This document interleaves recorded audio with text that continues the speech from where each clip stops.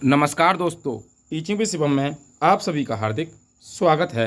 बिहार शिक्षक भर्ती 3.0 सामान्य अध्ययन टॉप 45 क्वेश्चंस हैं भैया। पेपर में आने वाले प्रश्न, एक क्लास सब खल्लास। आइए देखते हैं। पहला क्वेश्चन आपकी स्क्रीन पर है। क्वेश्चन नंबर पहला, विद्युत धारा की इकाई है।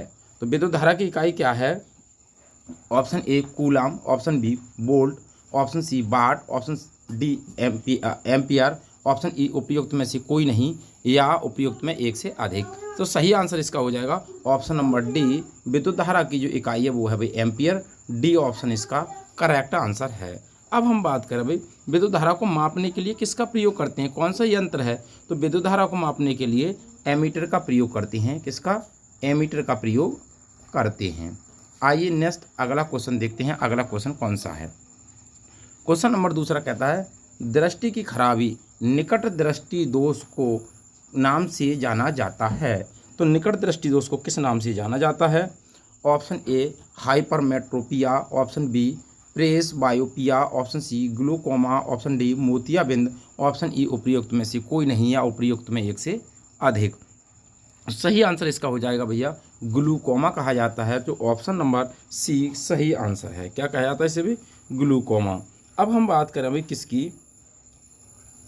अगर इसको इस क्वेश्चन का जो सही आंसर हो जाएगा भाई क्या हो जाएगा? मायोपिया कहा जाता है। भाई किस नाम से जाना जाता है? तो उपयुक्त में ई वाला इसका सही आंसर हो जाएगा। इसे कहते हैं मायोपिया। क्या कहते हैं भाई? इसे मायोपिया कहा जाता है। मायोपिया, मायोपिया कहा जाता है। अब होता क्या है निकट दृष्टि दोष में? निकट दृष्टि यानी कि निकट दृष्टि दोष की बात करें तो निकट दृष्टि दोष में निकट की चीज़ें साफ दिखती हैं परंतु दूर की चीज़ें जो हैं वो धुंधली दिखती हैं। क्या दिखती हैं? धुंधली।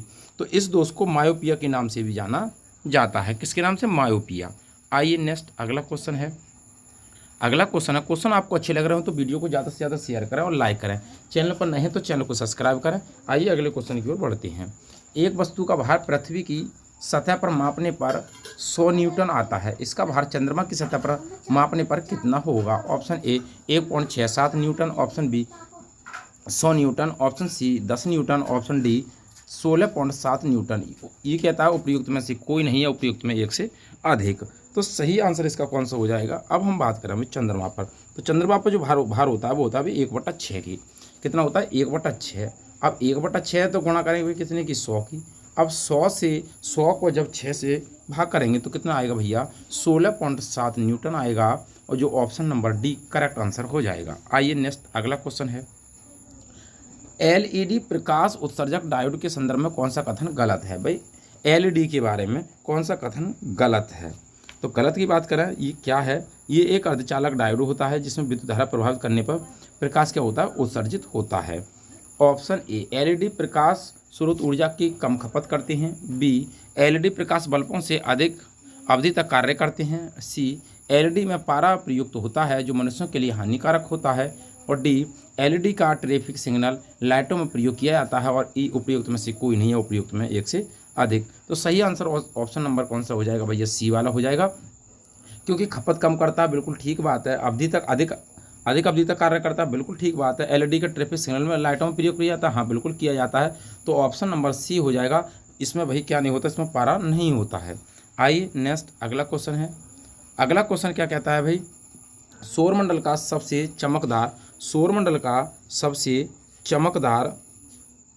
चमकदार ग्रह कौन सा है? ग्रह की बात कर रहा है। ऑप्शन ए पृथ्वी, option B Uranus, option C Neptune, option D शुक्र, ऑप्शन ई उपयुक्त में कोई नहीं या उपयुक्त में एक से अधिक। सबसे चमकदार ग्रह बताना है भी आपको। तो सौरमंडल का सबसे चमकदार ग्रह कौन सा हो जाएगा? शुक्र हो जाएगा भैया। कौन सा हो जाएगा? शुक्र हो जाएगा। अगर पूछ ले भोर का तारा कौन सा हो जाएगा? भोर का तारा पूछ ले भाई, भोर का तारा पूछ ले। और अगर का पूछ ले भैया सांझ का तारा पूछ ले, या पूछ ले भाई पृथ्वी की बहन पूछ ले, पृथ्वी की बहन पूछ ले, तब भी कौन हो जाएगा मेरे भैया? शुक्र हो जाएगा। तो ऑप्शन नंबर डी इस प्रश्न का सही आंसर हो जाएगा, शुक्र। आइए नेक्स्ट अगला कहता है भाई अति सूक्ष्म वस्तुओं को देखने के लिए प्रयोग किया जाने वाला प्रकाशिक उपकरण क्या है? तो अति सूक्ष्म वस्तुओं को देखने के लिए option A microscope, option B electroscope, option C spectroscope, option D stethoscope, option E उपयुक्त में कोई नहीं या उपयुक्त में एक से अधिक। तो सही आंसर इसका कौन सा हो जाएगा? माइक्रोस्कोप जो होता है वो अति सूक्ष्म वस्तुओं को देखने के लिए प्रयोग किया जाता है, और इलेक्ट्रोस्कोप जो है वो किसी वस्तु पर उपस्थित विद्युत आवेश के संसूचन और मापन में प्रयुक्त होता है। तो स्पेक्ट्रोस्कोप का मतलब क्या है भाई? स्पेक्ट्रोस्कोप जो होता है वो एक ऑप्टिकल क्या है? ऑप्टिकल उपकरण है। क्या है? ऑप्टिकल उपकरण। तो इस क्वेश्चन का सही आंसर हो जाएगा माइक्रोस्कोप। से देखते हैं भाई, ऑप्शन नंबर ए इस प्रश्न का सही आंसर हो जाएगा माइक्रोस्कोप। आइए नेक्स्ट अगला है, भारत द्वारा हाल ही में प्रक्षेपित किए गए अंतरिक्ष यान चंद्रयान 2 के एक भाग लैंडर का नाम क्या है? Option A Vikram, option B Pragyan, option C rover, option D Satish, option E उपयुक्त में से कोई नहीं या उपयुक्त में एक से अधिक। तो सही आंसर बताना है इसका। इस क्वेश्चन का जो सही आंसर हो जाएगा भैया, क्या नाम था ये आपको बताना है। अगर नाम की बात करें तो इसका नाम क्या था? अभी जो हुआ था तो भारत सरकार द्वारा यानी कि भारत द्वारा 22 जुलाई 2019 को चंद्रयान 2 का सफल परीक्षण श्री हरिकोटा रेंज से किया गया था। चंद्रयान 2 के लैंडर का नाम भारतीय अंतरिक्ष कार्यक्रम के जनक डॉक्टर विक्रम साराभाई के नाम पर विक्रम रखा गया। क्या नाम रखा गया? विक्रम। तो ऑप्शन ए इस प्रश्न का करेक्ट आंसर हो जाएगा, विक्रम हो जाएगा भाई। आइए नेक्स्ट अगला क्वेश्चन है, रसायन विज्ञान के अनुसार निम्न में से कौन सा भौतिक परिवर्तन का एक उदाहरण है? भौतिक परिवर्तन का उदाहरण बताना है आपको भाई। तो कौन सा हो जाएगा भौतिक परिवर्तन का उदाहरण? ऑप्शन ए लोहे में जंग लगना, ऑप्शन बी पानी का उबलना, ऑप्शन सी लकड़ी का जलना, ऑप्शन डी तांबे के बर्तनों पर हरे रंग का स्तर बनना, ऑप्शन ई उपयुक्त में से कोई नहीं, उपयुक्त में एक से अधिक। तो सही आंसर है भौतिक परिवर्तन के अंतर्गत वे सभी परिवर्तन आती हैं जिनमें पदार्थ की रासायनिक प्रकृति या रासायनिक पहचान में कोई परिवर्तन नहीं होता। जैसे अब हम बात करें, जल से बर्फ बनना, पानी का उबलना, तौलिए से पानी का सूखना। सही आंसर इसका ऑप्शन नंबर बी हो जाएगा, पानी का उबलना। आइए अगला क्वेश्चन क्या है, नेक्स्ट क्वेश्चन देखते हैं। अगला है, निम्न में से कौन सा एक अलोह धात्विक खनिज है? तो भाई अलोह धात्विक खनिज बताना है आपको। ऑप्शन ए मैंगनीज है, ऑप्शन बी निकल है, ऑप्शन सी कोबाल्ट है, ऑप्शन डी टिन है, ऑप्शन ई उपयुक्त में से कोई नहीं है, उपयुक्त में एक से अधिक। तो सही आंसर इसका कौन सा हो जाएगा भाई?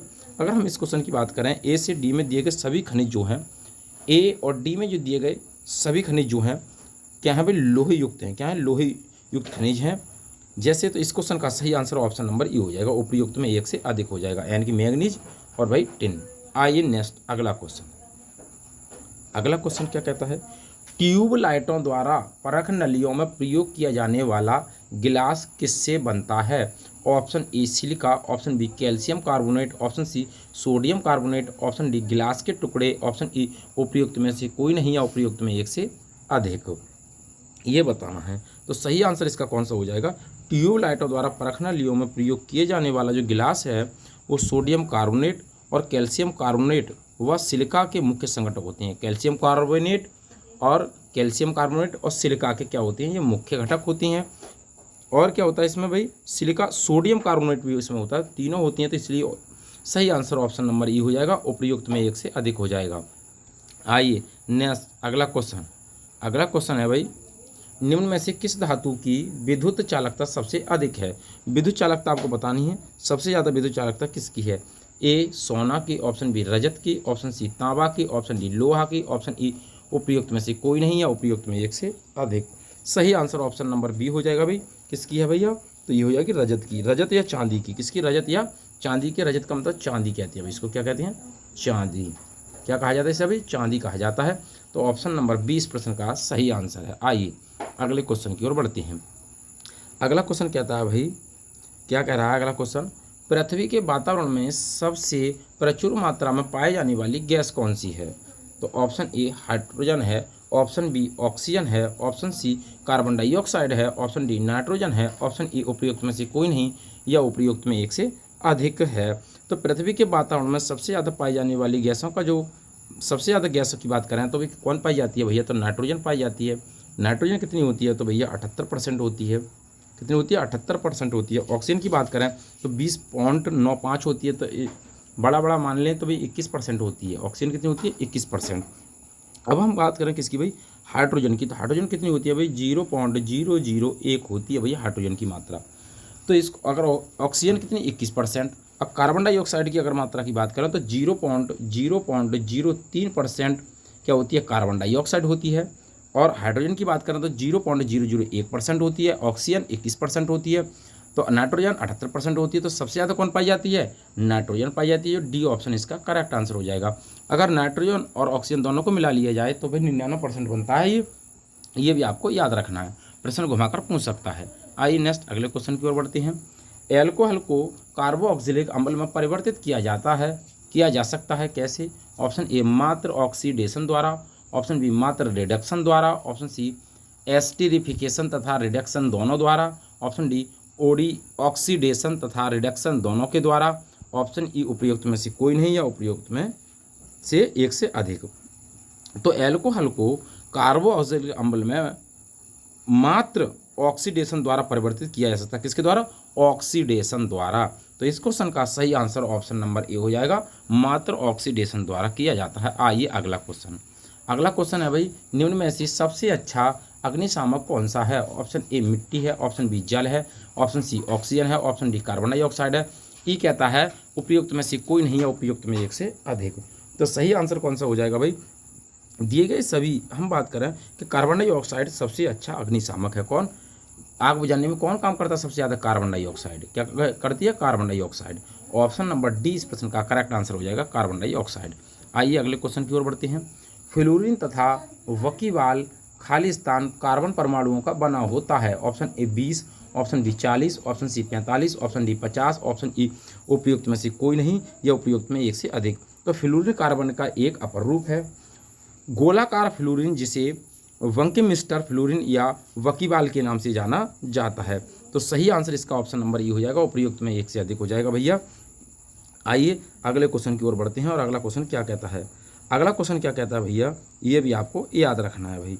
आइए चलते हैं अगला क्वेश्चन। नेक्स्ट क्वेश्चन है, अधिक ऊंचाइयों पर द्रवों का क्वथनांक होता है। भाई अधिक ऊंचाई पर अगर जाएंगे तो द्रवों का क्वथनांक कैसा हो जाएगा, ये आपको बताना है। तो द्रवों के क्वथनांक की बात करें, बढ़ता है, घटता है, समान रहता है, बढ़ने के बाद घटता है, ये उपयुक्त में से कोई नहीं या उपयुक्त में एक से अधिक है। तो दाब बढ़ाने पर द्रवों का क्वथनांक जो होता है वो बढ़ जाता है। क्या हो जाता है भैया? बढ़ जाता है।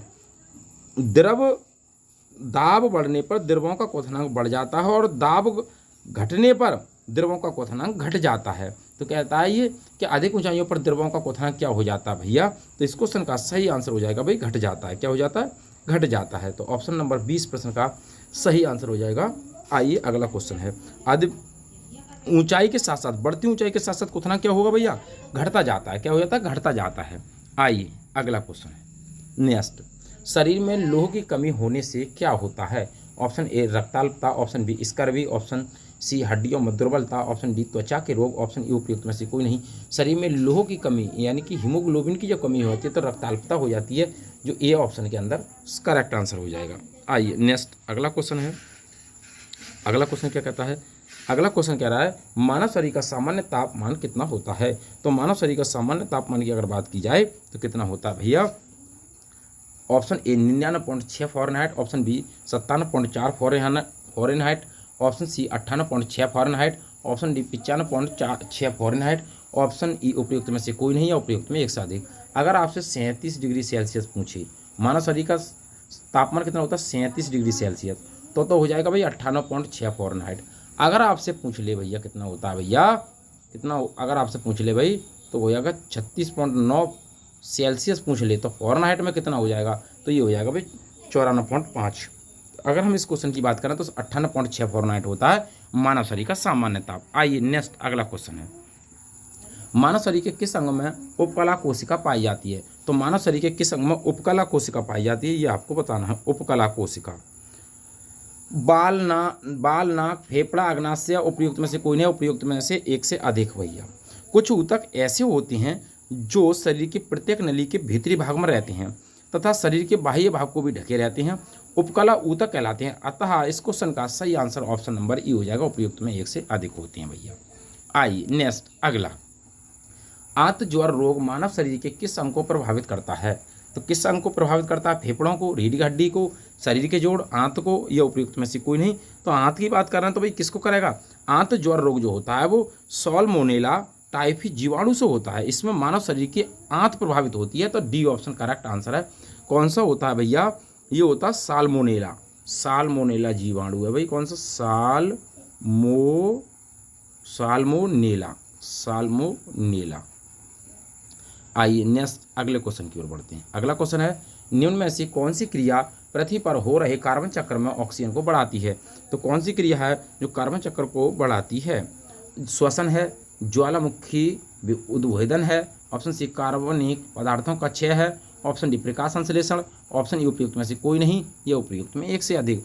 तो कार्बन चक्र में ऑक्सीजन को बढ़ावा कौन देता है, प्रकाश संश्लेषण की बात कर रहा है, जो डी ऑप्शन इसका करेक्ट आंसर हो जाएगा, प्रकाश संश्लेषण। आइए नेक्स्ट अगला है, निम्न में से संवहनी पौधे को चुनिए। ऑप्शन ए काई, option B liverwort, option C hornwort, option D fern, option E उपयुक्त में से कोई नहीं, यह उपयुक्त में एक से अधिक। तो इस क्वेश्चन की अगर बात की जाए कि क्या हो जाएगा, तो संवहनी पौधे जो होती हैं जिसे ट्रेफोफाइट्स के नाम से भी जाना जाता है। संवहनी पौधों को क्या कहते हैं भाई, ट्रेफोफाइट्स के नाम से जाना जाता है। पौधे के एक बड़े समूह का निर्माण करती हैं। संवहनी पौधे में club, moss, horsetail, fern, gymnosperm और एंजियोस्पर्म शामिल होते हैं। तो करेक्ट आंसर इसका ऑप्शन नंबर डी हो जाएगा, फर्न की बात कर रहा है भाई, जिम्नोस्पर्म और एंजियोस्पर्म भी होते हैं। आइए नेक्स्ट अगला, निम्न में से किस पौधे ने खाद्य सामग्री संग्रह करने के लिए अपने स्टेम को संशोधित किया।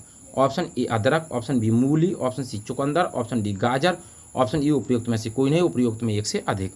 तो करेक्ट आंसर इसका कौन सा हो जाएगा भाई, अदरक एक जो है वो एक भूमिगत रूपांतरित तना है और आलू भी क्या है भाई, एक तना है। तो ऑप्शन नंबर ए इस प्रश्न का सही आंसर हो जाएगा, स्टेम मानी तना की बात कर रहा है। आइए नेक्स्ट अगला क्वेश्चन है।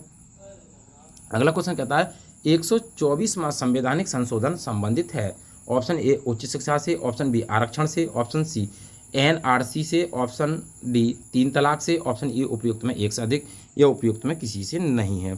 तो 124वां संविधान संशोधन जो है वो आरक्षण से संबंधित है, जो ऑप्शन नंबर 20 प्रश्न का सही आंसर हो जाएगा, आरक्षण से।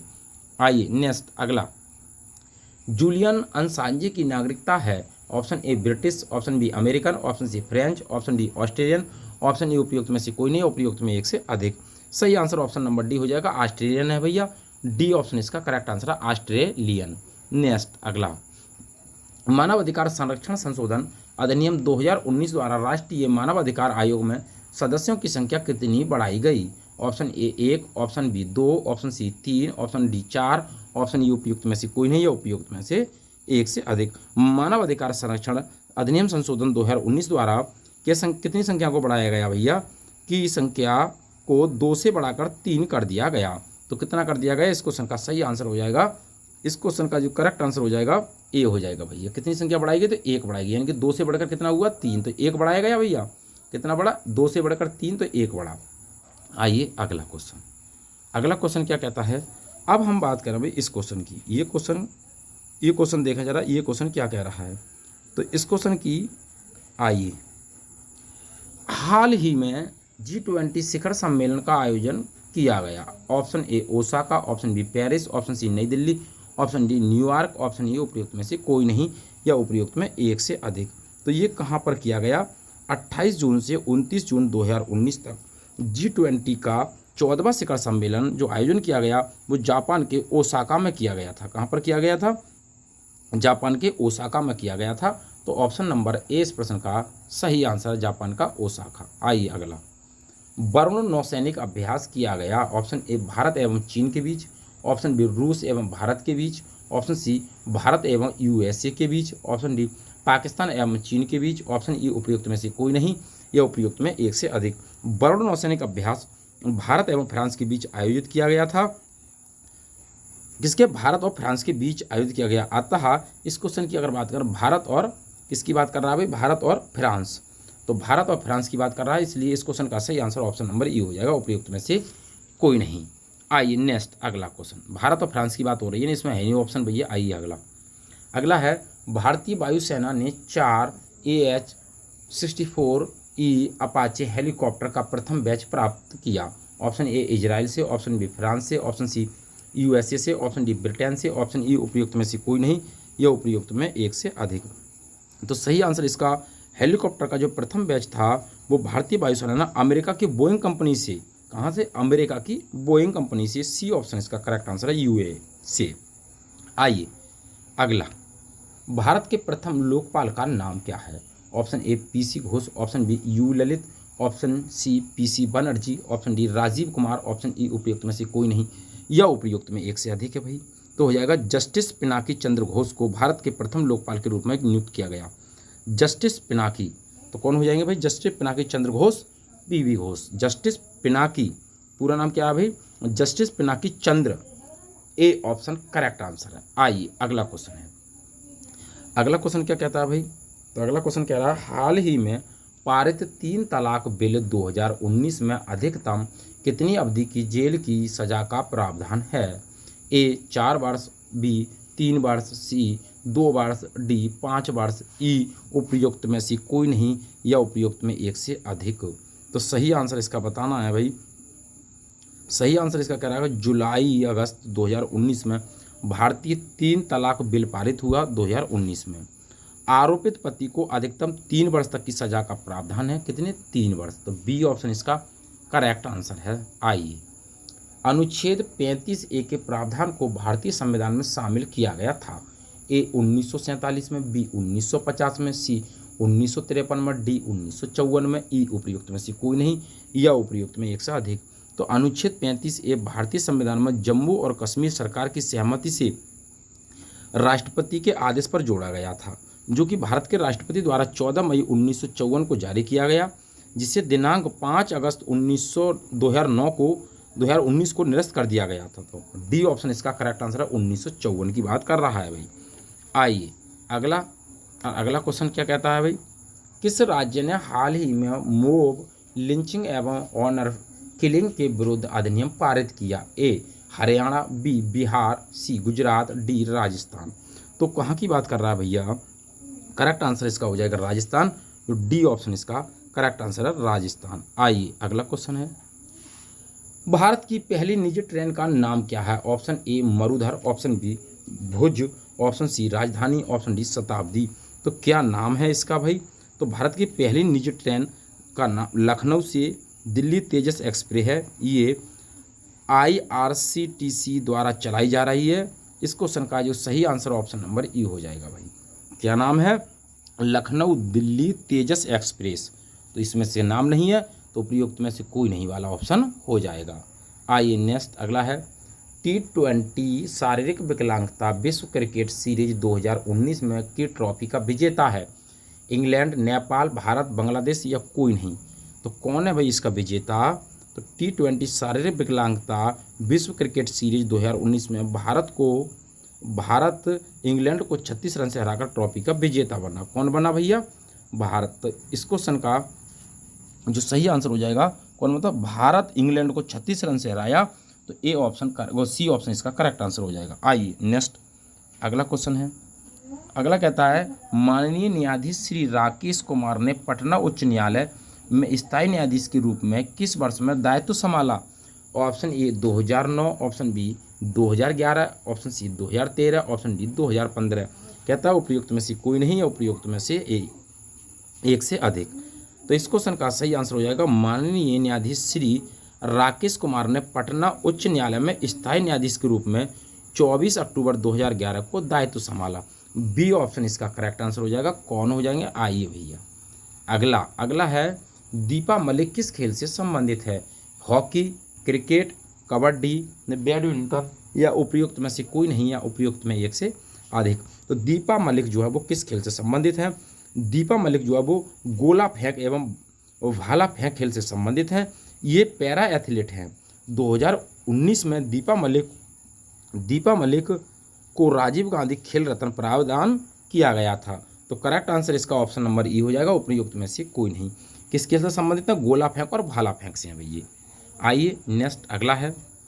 वर्तमान में सक्सगाम घाटी है पाकिस्तान के शासन में? ऑप्शन बी जापान के शासन में, सी भारत के शासन में, डी चीन के शासन में, ई उपयुक्त में से कोई नहीं। तो कहाँ पर है? तो इस क्वेश्चन का वर्तमान में सक्सगाम घाटी जो है वो चीन के शासन में है। इसके पूर्व ये पाकिस्तान के नियंत्रण में भी थी। इसे पाकिस्तान ने चीन को सड़क निर्माण कार्य हेतु गिफ्ट में दिया था। तो इस क्वेश्चन का सही आंसर ऑप्शन नंबर डी हो जाएगा। चीन के शासन में है भाई। डी ऑप्शन करेक्ट है। आइए अगला क्वेश्चन है। अरामको तेल कंपनी किस देश से संबंधित है? तो अरामको तेल कंपनी किस देश से संबंधित है?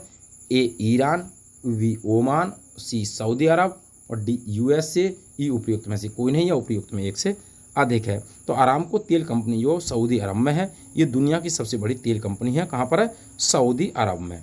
तो सी ऑप्शन इसका करेक्ट आंसर है, अरामको तेल कंपनी कहाँ पर है? सऊदी अरब में भैया। आइए नेक्स्ट, अगला है अर्जुन पुरस्कार। क्या भैया? अर्जुन पुरस्कार किस वर्ष से प्रारंभ हुआ? ऑप्शन ए 1989 से, बी 1997 से, सी 1961 से, डी 1899 से, या उपयुक्त में से कोई नहीं या उपयुक्त में एक से अधिक भैया। तो करेक्ट आंसर इसका बताना भाई, अर्जुन पुरस्कार जो है वो खिलाड़ियों को भारत सरकार द्वारा खेल के क्षेत्र में उत्कृष्ट प्रदर्शन करने के लिए दिया जाता है। इस पुरस्कार का प्रारंभ 1961 में हुआ था। पुरस्कार स्वरूप 5 लाख रुपए की राशि, अर्जुन की कांस्य प्रतिमा एवं एक प्रशस्ति पत्र दिया जाता है। तो सी ऑप्शन इसका करेक्ट आंसर है, 1961 की बात कर रहा है भाई। आइए नेक्स्ट, अगला है हाल ही में अपनी नए जॉब ट्रेकमैन के रूप में धनबाद में दायित्व ग्रहण करने वाले आईआईटी बॉम्बे के स्टूडेंट का क्या नाम है? Option A Rajiv Kumar, B Ravishankar, C Shashi Kumar, D Shravan Kumar. E उपयुक्त में से कोई नहीं या उपयुक्त में एक से अधिक हो जाएगा भाई। तो इस क्वेश्चन की बात करें हम, किसकी बात कर रहा है भैया? ये जो बात कर रहा है भाई वर्ष, किसकी बात कर रहा है? आईआईटी बॉम्बे ने से एमटेक के स्टूडेंट, एमटेक किया था एक स्टूडेंट है श्रवण कुमार ने अगस्त 2019 में भारतीय रेलवे के धनबाद रेल मंडल में नए जॉब ट्रेकमैन के रूप में दायित्व को ग्रहण किया था। सही आंसर ऑप्शन नंबर डी हो जाएगा, श्रवण कुमार की बात कर रहा है भाई। आइए नेक्स्ट, भागीरथी देवी को किस क्षेत्र में पद्मश्री पुरस्कार जनवरी 2019 में दिया गया? ऑप्शन ए खेल, ऑप्शन बी अभिनय, ऑप्शन सी सार्वजनिक मामले, ऑप्शन डी कृषि, ऑप्शन ई उपयुक्त में से कोई नहीं या उपयुक्त में एक से अधिक। तो इस क्वेश्चन का जो सही आंसर हो जाएगा वो हो जाएगा ऑप्शन नंबर सी, सार्वजनिक मामलों में। आइए नेक्स्ट, अगला है, अगला कहता है 66वें राष्ट्रीय फिल्म पुरस्कारों में सर्वश्रेष्ठ निर्देशक का पुरस्कार किसने जीता? ए आदित्य सिंह, बी आदित्य धर, सी करण जौहर, डी अनिल कपूर। ई उपयुक्त में से कोई नहीं। तो सही आंसर इसका कौन सा हो जाएगा भाई? ऑप्शन नंबर बी हो जाएगा, आदित्य धर ने जीता था। आइए नेक्स्ट, अगला है, अगला है भारत रूस को सुदूर पूर्व के विकास के लिए कितने बिलियन डॉलर देगा? 4, 1, 5, 2। उपयुक्त में से कोई नहीं, उपयुक्त में एक से अधिक। कितने डॉलर की बात कर रहा है? तो ये कर रहा है भैया $1 की बात कर रहा है, 1 बिलियन डॉलर देगा। बी ऑप्शन इसका करेक्ट आंसर है। उम्मीद करता हूँ दोस्तों बिहार सामान्य अध्ययन से संबंधित जो महत्वपूर्ण प्रश्नों की श्रृंखला थी आपको पसंद आई होगी। वीडियो आपको पसंद आई तो वीडियो को ज़्यादा से शेयर करें और लाइक करें। चैनल पर नहीं तो चैनल को सब्सक्राइब करें। ऑल द बेस्ट, थैंक्स, जय हिंद, जय भारत।